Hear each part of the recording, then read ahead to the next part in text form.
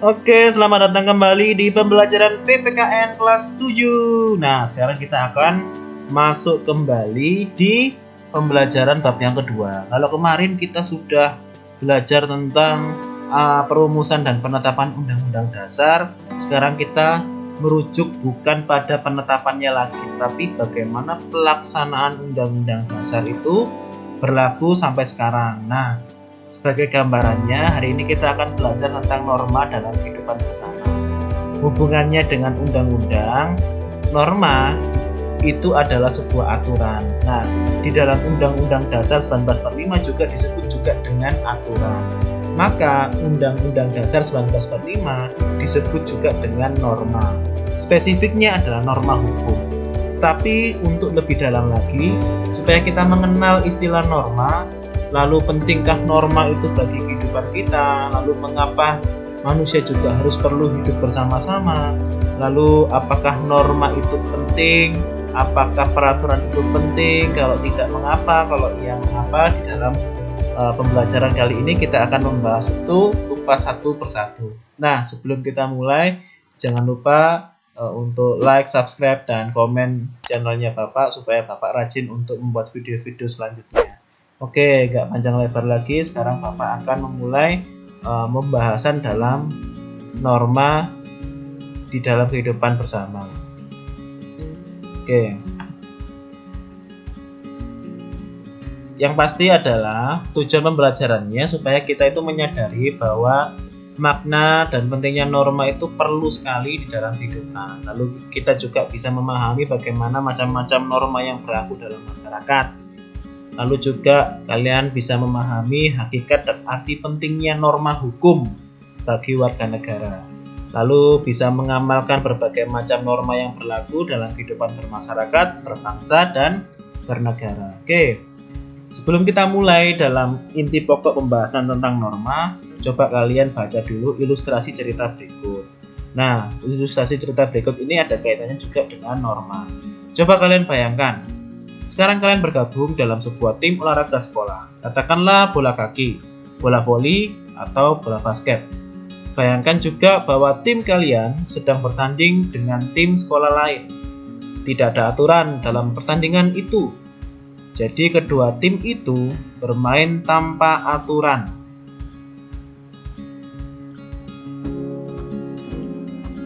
Tidak ada sanksi kalau ada pelanggaran. Tanpa wasit yang menetapkan hukuman terhadap pelanggaran, tanpa batas hukuman terhadap pelanggaran, tanpa batas waktu yang menentukan kapan itu pertandingan dimulai dan kapan itu pertandingannya berakhir, serta bagaimana tidak ada kriteria siapa yang menang dan siapa yang kalah. Nah, kira-kira dalam kondisi kalian bermain dengan situasi yang seperti itu, masalah apa yang muncul dari situasi pertandingan semacam itu? Coba kalian pikirkan. Oke, taruh dalam benak kalian. Lalu pertanyaan kedua, apakah kalian ingin bermain dengan suasana seperti itu?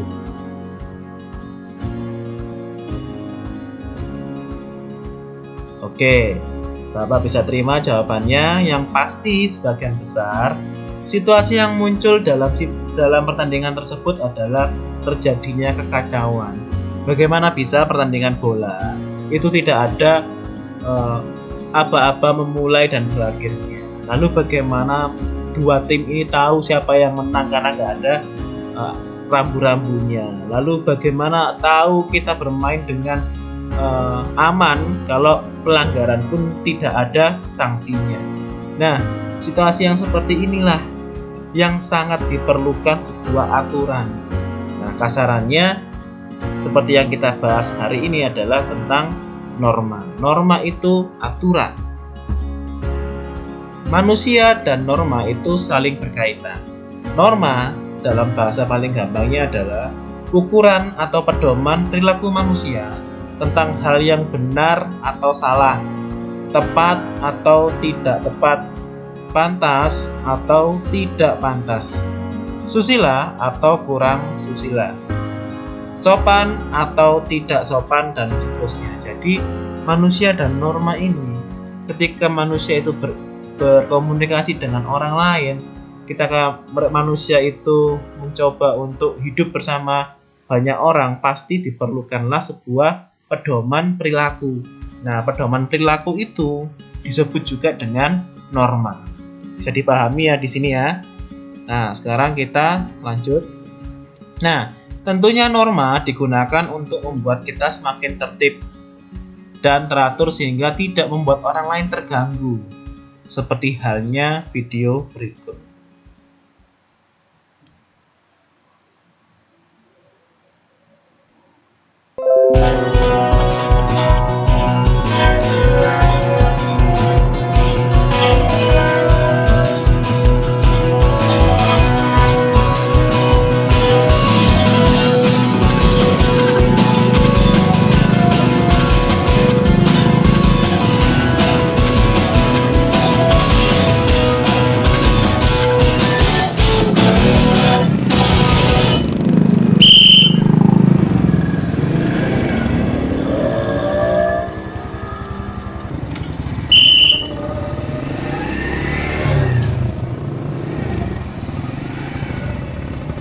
Selamat siang, Mas. Pak, Tahu kesalahannya apa? tahu Pak. Boleh saya lihat surat-suratnya? Nih Pak. Pak, tolong Pak, saya lagi buru-buru nih Pak. Mas, semua pengen buru-buru, Mas. Pak, 45 menit lagi pestanya mau dimulai Pak. 25 menit sebelumnya ini harus dipasang Pak jadwalnya Pak. Pak, tolong Pak. Kalau terlalu Pak. Dewa Pak. Kamu punya uang berapa?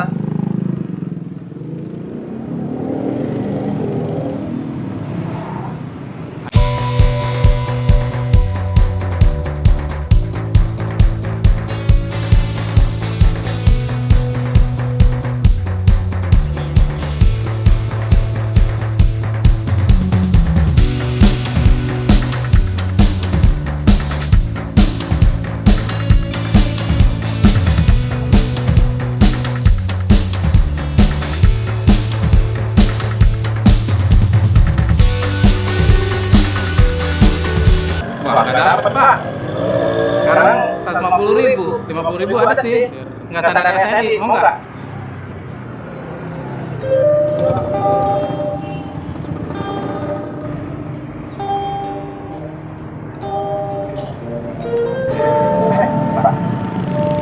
makasih Pak ya.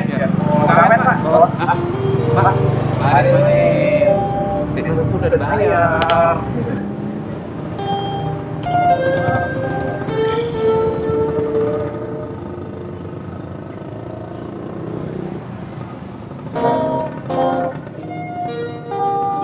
Wah Pak, saya jadi nggak enak nih Pak. Helmnya baru, bagus, gila Pak. Mas, helm ini adalah kehilapan Anda yang menjadi amal buat saya. Besok kita sidang ya. Ya, tetap ditilang nih Pak. Mas, hukum tidak mengenal kehilapan. Di mata hukum, kita semua sama. Silakan, Mas.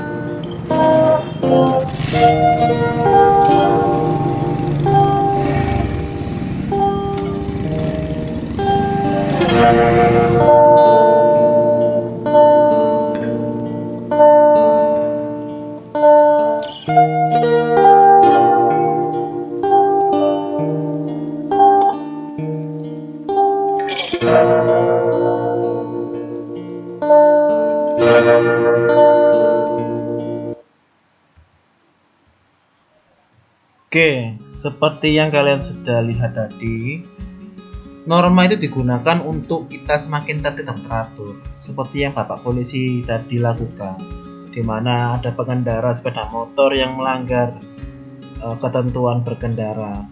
Tetapi polisi tersebut dengan tegas mengatakan bahwa tetap harus ada tilang, karena memang tujuannya supaya orang yang melanggar itu bisa kembali tertib dan teratur. Walaupun di dalam cerita tersebut ada rasa empati yang dilakukan oleh polisi tersebut. Nah, tetapi melanggar norma akan menjadi kebiasaan bila terjadi tepat antara daya dukung, yaitu dari fasilitas, dengan kesadaran masyarakat. Seperti halnya video berikut.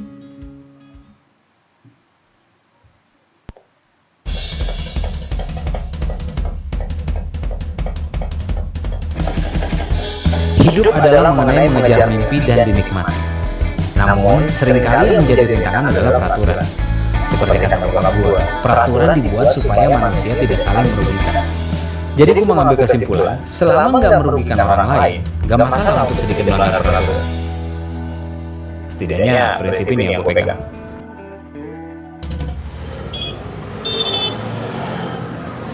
Ini kan kita mau muter balik. Kalau belok kanan dulu baru muter balik di sana, itu terlalu jauh, bisa hilang 5 menit. Jadi, yang harus kita lakukan adalah perhatikan sekitar. Aman kan? Oke, tancap.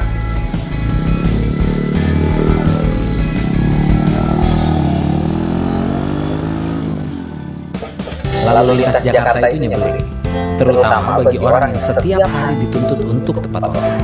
Nah, sih mas telat banget, gara-gara orang udah pingsan, makanannya nggak datang-datang. Maaf ya mbak, besok nggak telat lagi deh.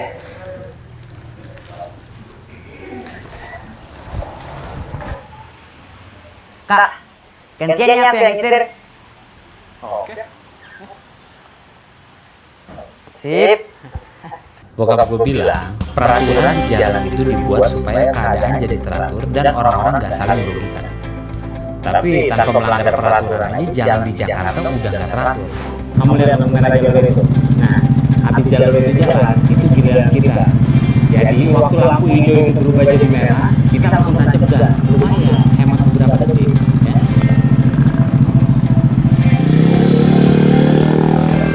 Kesimpulannya, selama gue nggak merugikan orang lain dan nggak ketahuan, sah-sah aja melanggar peraturan. Toh nggak ada yang dirugikan. Lagi pula, gue nggak sendirian. Nah, ini kita belok kiri aja. Tadi nggak boleh belok kiri kan? Iya, nggak apa-apa. Soalnya kalau saya kanan itu bedanya 10 menit. Kiri aja nggak apa-apa. Oke?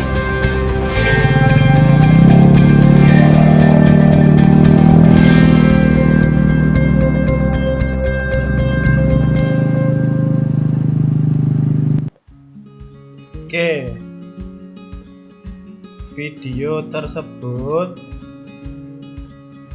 akan kalian bisa lihat di YouTube-nya Cameo Project.